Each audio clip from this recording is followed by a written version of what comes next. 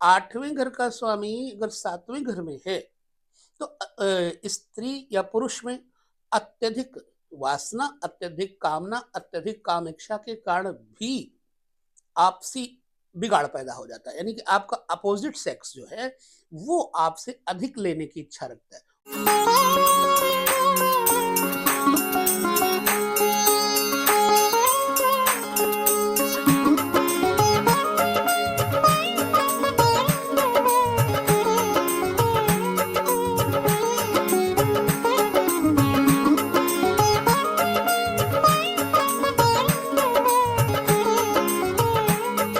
नमस्कार, जय श्री कृष्ण। पति पत्नी का जीवन इतना ज्यादा खराब हो जाता है कभी कभी कि आपसी विरोध बढ़ जाता है और क्लास यहाँ तक लग जाती है कि कचहरी जाओ। आपको अपने जन्म कुंडली में इसके विषय में जानना है तो बहुत सहज भाषा में बताता हूँ, आप उसे समझिएगा। जन्म कुंडली में जो आपके जीवन साथी का भाव है उसके बारे में आप जान कहाँ कहाँ से सकते हैं, पहले इसे देखना है।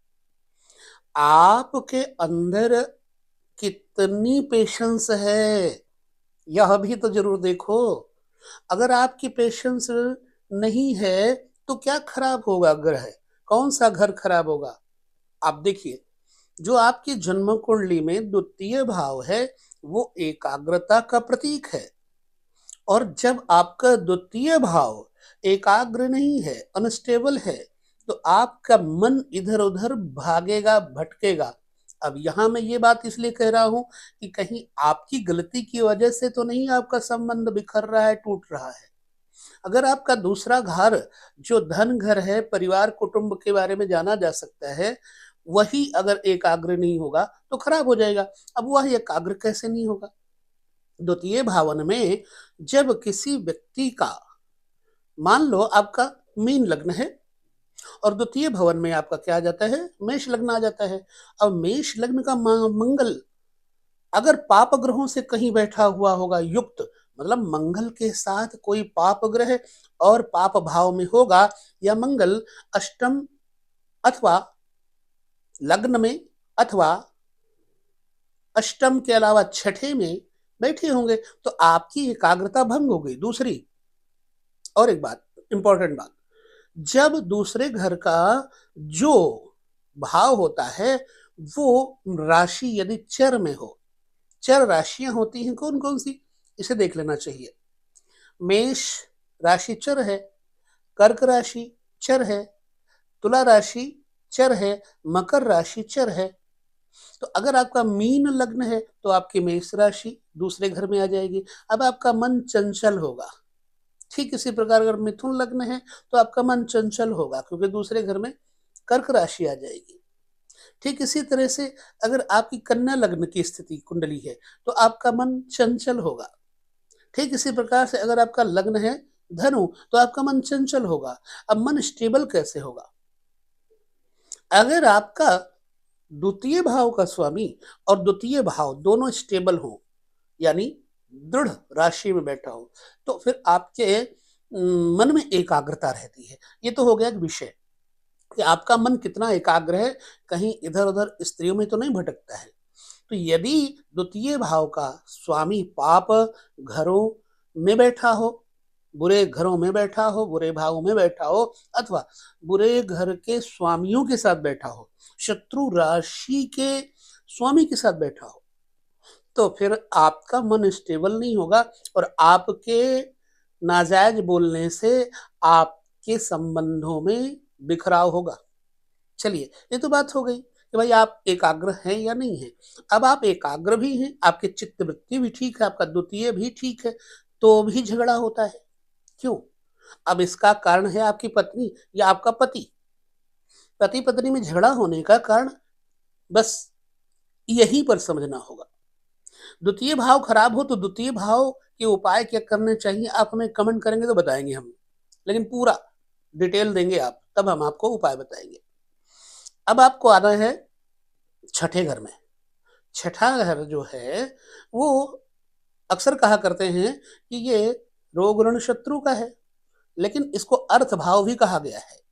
जन्म कुंडली में तीसरा, छठा, 11वां, ये है तो नुकसान का घर, लेकिन इसे अर्थ भाव कहा गया है। ये अगर पावर में है तो आदमी के पास संपत्ति हमेशा भरी पूरी रहेगी, हमेशा उसके पास लड़ाई झगड़ा करने की क्षमता रहेगी।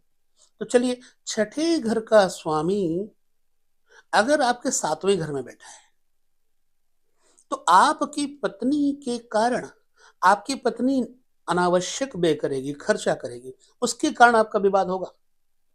अनावश्यक व्यय करेगी, अनावश्यक लड़ाइयां करेगी, अनावश्यक उसको शारीरिक रोग होंगे, उसके सिर में दर्द, पीड़ा इत्यादि रहेगी और नकारात्मक चिंतन होगा। ये छठे भाव का स्वामी सप्तम भाव में हो या फिर सप्तम भाव के स्वामी के साथ बुरी स्थिति में बैठा हो।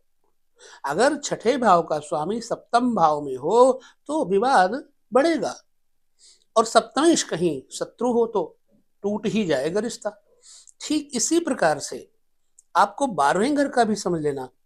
अगर आपकी लड़ाई इस कारण से भी नहीं होती है तो अब आपकी लड़ाई किस लिए होती होगी? आपके 12वें घर का स्वामी अगर 7वें घर के स्वामी के साथ बैठा होगा तो आपको पति पत्नी के संयोग जन्य सुख के विषय को लेकर झगड़ा होगा। पत्नी खर्चीली होगी, लेकिन ज्यादातर पत्नी का शारीरिक स्वास्थ्य नहीं बढ़िया होगा, और आपकी डिमांड होगी सेक्स, आपका मतलब होगा भोग। किसी भी स्त्री का स्वास्थ्य न ठीक हो तो उसकी इच्छा ही नहीं करती है अपने पति के साथ में सहवास करने के लिए। तो यदि आप सहवास के लिए अधिक उत्तेजित करते हैं तो फिर झगड़ा होगा। द्वादशेश अगर सप्तम भाव में बैठा हो, और हाँ, ये अनुभव है क्योंकि उसका स्वास्थ्य बाधित होगा, ठीक, इसके कारण झगड़ा तो होगा लेकिन रिश्ता टूटेगा नहीं, पर कगार पर रहेगा, दरार बनी रहेगी। अब तीसरा कारण देखिए, 8वें घर का स्वामी अगर 7वें घर में है तो स्त्री या पुरुष में अत्यधिक वासना, अत्यधिक कामना, अत्यधिक कामेक्षा के कारण भी आपसी बिगाड़ पैदा हो जाता है। यानी कि आपका अपोजिट सेक्स जो है वो आपसे अधिक लेने की इच्छा रखता है और आपके अंदर उतनी पावर नहीं है। तो जब आपके अंदर शारीरिक बल, पावर नहीं है, तो भी झगड़ा होगा। आपकी पत्नी आपसे संतुष्ट ही नहीं होगी, आपका जीवन साथी आपके साथ संतुष्ट ही नहीं होगा, तो भी झगड़ा होगा। एक कारण है। अच्छा, अब है तो बहुत सारे कारण बन जाते हैं, लेकिन इन 3 मुख्य कारणों को हमने आपके साथ बांटा। और भी कारण बनते हैं पारिवारिक मतभेदों के कारण। अगर जन्म कुंडली में सप्तम भाव का स्वामी छठे भाव के स्वामी के साथ चतुर्थ में बैठ जाए तो फिर मां यानी सास ससुर के कारण विवाद होता है। बहुत सारे कारण बनते हैं। प्रायः उन कारणों को देख करके अपनी कुंडली में फिर उसका निवारण करने के लिए हमने सब्जेक्ट दिया है। यदि ये कारण है तो अपनी जन्म कुंडली को अच्छे से सर्वेक्षण करवाइए, विश्लेषण करवाइए और उसका उपचार करिए। भगवान चाहेंगे तो जरूर आपकी स्थिति बढ़िया हो जाएगी। इन कुंडलियों में बड़े रहस्य भरे पड़े हुए हैं। सारे जो घर हैं इसमें करोड़ों विषय हैं जीवन के, वह समस्त विषय हैं। जिस प्रकार एक छोटे से मेमोरी कार्ड में अनंत सॉन्ग्स भरे होते हैं, भजन भरे होते हैं, गाने भरे होते हैं, वीडियोस भरी होती हैं, ठीक उसी प्रकार से एक एक घर में बहुत सारे ऐसे विषय हैं जिनको समझना बड़ा जरूरी है। तो देखिए, दूसरे भवन में अगर ग्रह खराब बैठा है तो आपकी एकाग्रता खराब होगी, इसलिए विवाद होगा। अपनी इमेज अच्छी बनाएं, अपने चरित्र को ठीक रखें। अगर दूसरा घर खराब है तो परिवारजनों के साथ सामंजस्य बिठाएं, पत्नी के साथ सामंजस्य बिठाएं, यानी पति पत्नी, अगर आप स्त्री हैं तो पुरुष के साथ बैठाएं, और अपने द्वितीय भाव को मजबूत रखने के लिए वाणी में कंट्रोल करें। निश्चित ही आपकी कंडीशन ठीक हो जाएगी। छठे भाव का स्वामी अगर 7वें के साथ है तो उसके लिए क्या करें? जल के जंतुओं को, जो पानी में रहने वाले मछली इत्यादि हैं, उनको कुछ खिलाएं तो स्थिति कंट्रोल में हो जाएगी। इस प्रकार से जो 8वें घर के स्वामी अगर 7म घर के स्वामी के साथ कहीं कंडीशन एक साथ बना रहे होंगे, तो आपको चाहिए कि जो भिक्षुक हैं अथवा शमशान के आसपास रहने वाले जीव-जंतु अथवा शमशान के आसपास बैठने वाले भिक्षुकों को, दीनांगों को कुछ खिलाते-पिलाते रहिए शनिवार के दिन, तो भी आपके पारिवारिक सामंजस्य की स्थिति सुदृढ़ रहेगी, मजबूत रहेगी। इसलिए बहुत बारीक विषय है और भी बहुत है। वीडियो छोटे-छोटे देंगे ताकि आप उस विषय को समझ पाएँ और जान पाएँ। तो यहाँ हम लेते हैं विदा। अगले वीडियो में हम आपके साथ पारिवारिक सामंजस्य के लिए और बहुत सारे विषयों के लिए वीडियो देते रहेंगे। तब तक नमस्कार, जय श्री कृष्ण, ओम।